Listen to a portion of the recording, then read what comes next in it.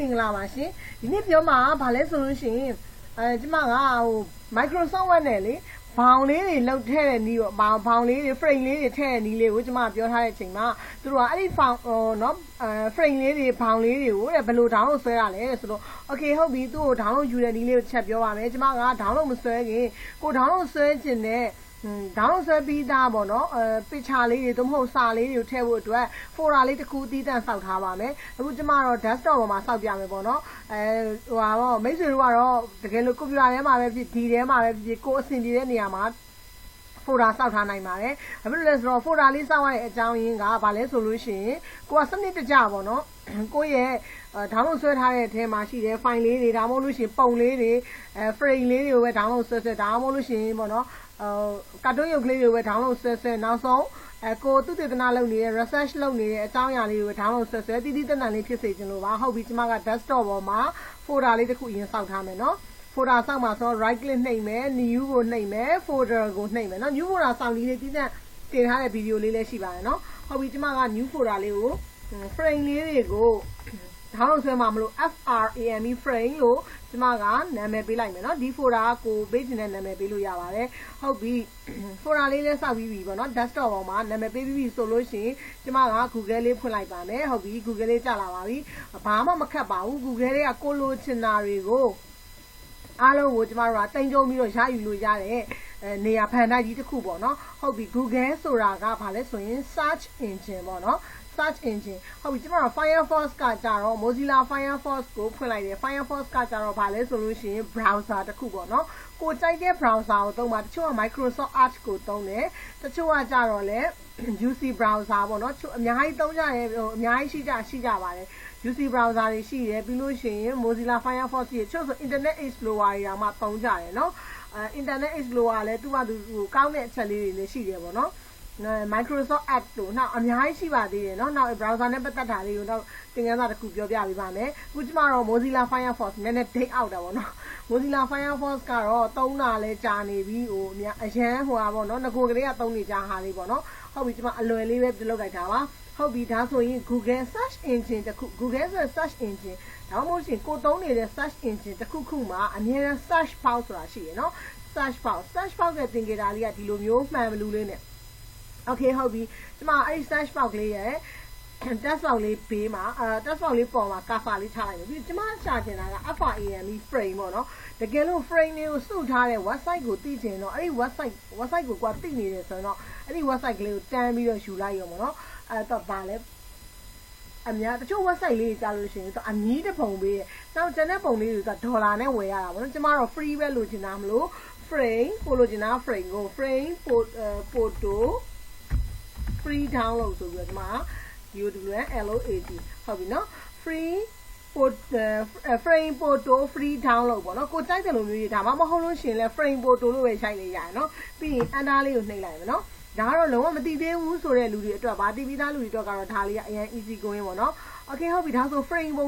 တွေအများကြီးကြာလာပြီရှင်နော်frame ပုံတွေမှာကိုမျက်စိရှိမှမြင်တဲ့ဟာတွေစိုက်လို့ရှင်တော့အဲ့ပုံလေးကိုနှိပ်လိုက်ရုံပဲတကယ်လို့မဟုတ်ဘူးကိုအများကြီးမြင်ချင်တယ်ဆိုလို့ရှင် view all လေးကိုနှိပ်လိုက်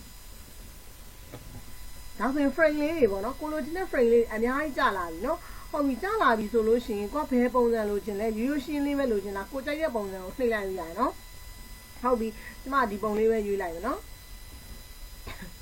ကိုရွေးလိုက်ပြီဆိုလို့ရှိရင်ရွေးလိုက်တဲ့ပုံလေးကလေစောက်စာဦးချင်းမှာတော့လေကြီးမာမဟုတ်သေးခက်ဝါးဝါလေးပဲဘာလို့ဆိုတော့ loading လုပ်နေတာဟုတ် loading လေးအကုန်လုံးစုံသွားပြီရသွားပြီဆိုလို့ရှိရင်တော့ပုံလေးကကြည်လေးထွက်လာပြီနော်အကြည် site ကလေးပေါ့သူတင်ထားတဲ့ပုံစံအတိုင်းသူ့ရဲ့ပုံရဲ့မူရင်းပုံစံအတိုင်းမူရင်း pixel မူရင်းပေါ့နော် resolution အတိုင်းလေးသူတို့အကြည်လေးကြာလာပြီနော်အကြည်ကြာမှထောင်းလို့ဆိုတော့တကယ်လို့အကြည်မဟုတ်သေးဘူးနားမှာလေ loading လုပ်နေတဲ့တင်ကေတာလေးနဲ့သွားနေဆိုလို့ရှိရင်ဆွဲလိုက်ရင်ကိုယ့်ရဲ့ပုံကလည်း loading မပြည့်တဲ့အတွက်ကြောင့်လှမှာမဟုတ်ဘူးလေဟုတ်ပြီဒါဆိုရင်ဒီမှာဆိုရင်ပုံလေးဆိုရင်ကြည်သွားပြီနော်နောက်မှကြည်သွားပြီဆိုမှကျမပုံလေးပေါ်မှာ right click လေးတစ်ချက်ထောက်လိုက်မယ်ရှင် right click ပေါ့နော်တကယ်လို့ download manager တင်ထားလူကြလို့ download manager နဲ့ဆွဲလို့ရတယ် download manager တင်မထားဘူးဆိုလို့ရှင်တော့လေကိုကဘာလဲဆိုတော့ပုံလေးကိုပုံ image ပေါ့နော်ပုံအနေနဲ့ပေါ့နော် image အနေနဲ့သိမ်းချင်တာဖြစ်တဲ့ကြောင့်မလို့ save image x ဆိုတာလေးတစ်ချက်နှိပ်လိုက် save image x နော်ပြီးတော့ရင်ကျမကဗမာသိမ်းမှလဲဆိုတော့ desktop ပေါ်မှာကျမခုနကနာမည်ပေးခဲ့တယ်လေဆော့ frame လို့နာမည်ပြီးတော့ frame ဆိုတာလေးကိုတစ်ချက်နှိပ်လိုက်မယ်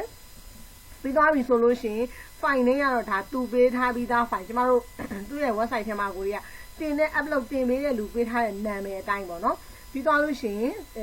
ဒီမှာ frame ဆိုတဲ့ folder လေးကိုရွေးပြီးသွားပြီနာမည်တွေ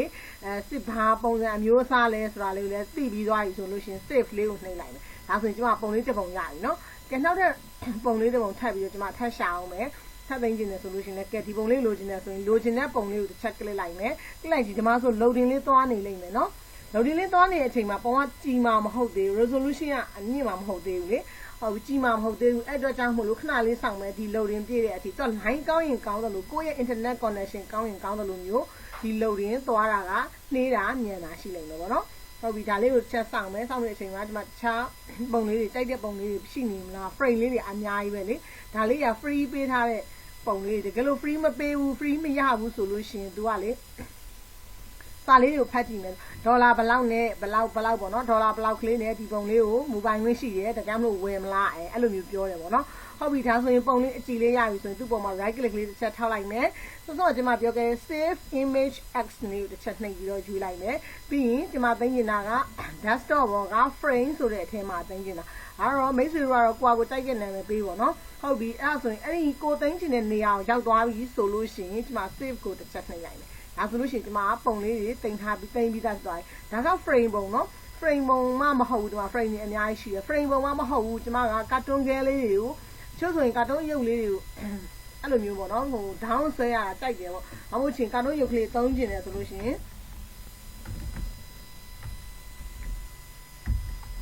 cartoon ပို့တူဒါမှမဟုတ်ရင်ကိုကြိုက်တာပါလဲ Cinderella cartoon လားဒါတော့ဟိုကလေးရမ်းဆန်ပါလေအဲ့လိုမျိုးဟိုကာတွန်းရုပ်ကလေးတွေပါတိုင်းနေဆိုကလေးတွေအတွက်ဆိုလို့ရှိရင်လည်းကာတွန်းရုပ်ဆိုလည်းကာတွန်းရုပ်ကလေးကိုလိုချင်တဲ့အရုပ်ကလေးတွေကိုကိုကသွားပြီးတော့ရှာပြီးတင်လို့ရတယ်ဒါ image အနေနဲ့တင်တာပေါ့နော် image เนาะဟုတ်ပြီ Google ကိုသုံးပြီးတော့ကိုစိုက်တဲ့